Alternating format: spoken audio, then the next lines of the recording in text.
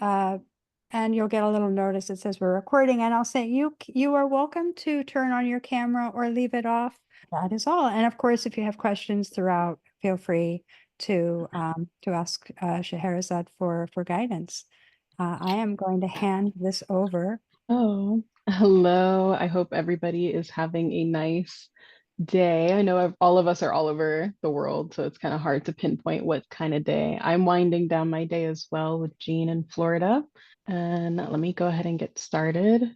Somehow these classes never seem to be enough time to me. I'm always running to the very last second. So Well, we have a screen of you and one of collaboARTive with their insignia. I don't know. And I'm excited to bring this one. I feel like I've been hinting at doing value drawings, and today we're going to touch just the iceberg of that. And thank you to the collaborative for putting together these classes. They've been really wonderful, and I enjoy teaching them. Super, super excited about that. But yeah, otherwise, I have been doing art residencies for the past 2 years, and yeah, that's about me and my practice. Here is an example of one of my courses. So I do a lot of observational drawing, a lot of photographs play an important part of how we record our world, but it is essential for artists desiring knowledge in applied arts, drawing, painting, sculpture, textiles. Value relates to the quality of light, dark, shade, and tone of a mark or a series of them. Contrast determines the number of shades in the image. So you'll usually see a scale, how light is being interpreted, because I think a lot of artwork is about light. A sphere, we're looking for how light is hitting it and how dark is hitting it. All right, so there are different types of contrast and there's different ways of utilizing it. Retains detail, but tends to lack dimension and look soft. So I'm just gonna kind of slide through them. I feel like if any of you guys have entered into an art class, this is usually one of the first fundamental things that we go through. But please ask any questions if you guys need to know a little bit more about. Like, I remember being a kid and just putting it as physically close to my face as possible. And I was just looking at all of these close-up hatching marks. And I was curious how they were getting these images so crisp. It's actually just to draw, like the whole thing is just a really beautiful. Yeah, I've included some close-ups so you guys can also delight in this. This is just kind of a generalized vision of what I see in a lot of Renaissance etching, specifically etching, because it'll happen a lot in printmaking. There's going to be different pattern makings for fur, different pattern makings for literal fabric. So, and this is also how our fabric is created. So it does mimic life in that way. So blending is the technique of gently intermingling two or more colors or values to create a gradual transition or to soften lines. Usually what people go straight for when they're learning, and then just using the lightest touch of their hand, they're creating the mark of the pencil. And then each square progressively, they're getting darker and darker and darker and darker until they hit the end where they're using.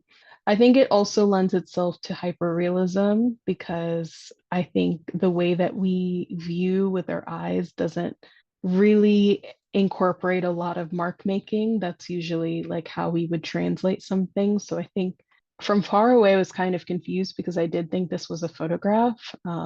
This is a Miami-based artist. Their name is Aubrey Bash. So on paper, but when you get up close, this image will not show you that, and I don't think a lot of the images of her work online will show you.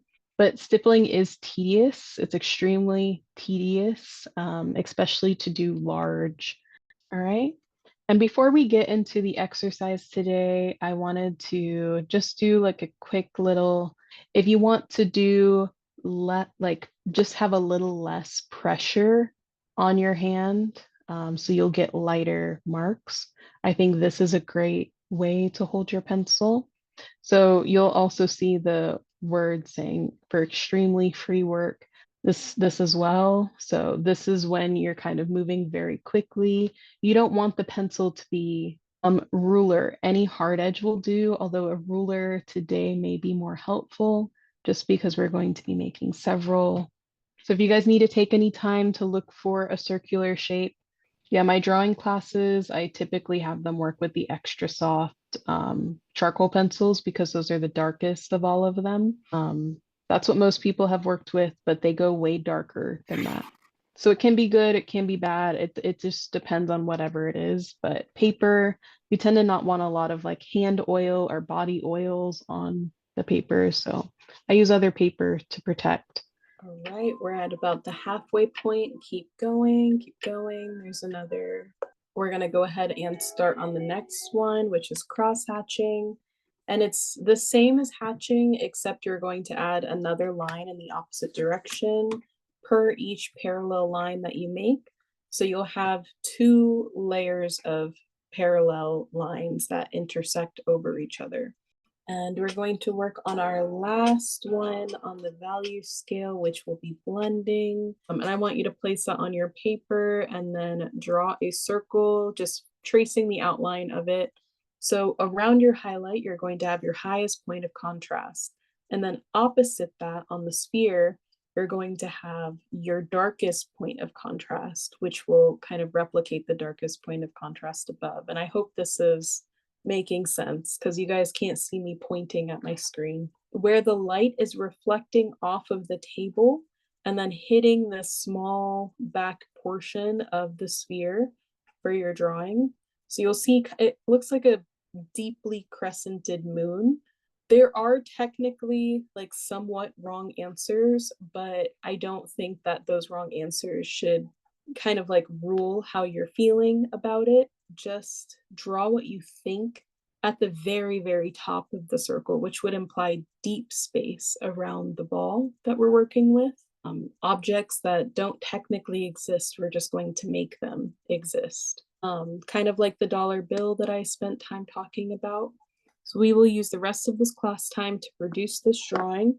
Look for light and dark shapes. Find medium shades. Let the light of the paper be the white.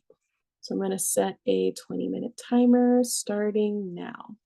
You know, just a couple of comments, not too many, but I did put in the chat that as I mentioned earlier, we have recorded this session and we are going to share this. And then Scheherazade also likes, she'll share the. Exactly. That's what I want. I want everybody to kind of come away with something that they could use somewhere, I hope you guys also enjoyed that. If you want to share. So until next time, we look forward to seeing you again soon.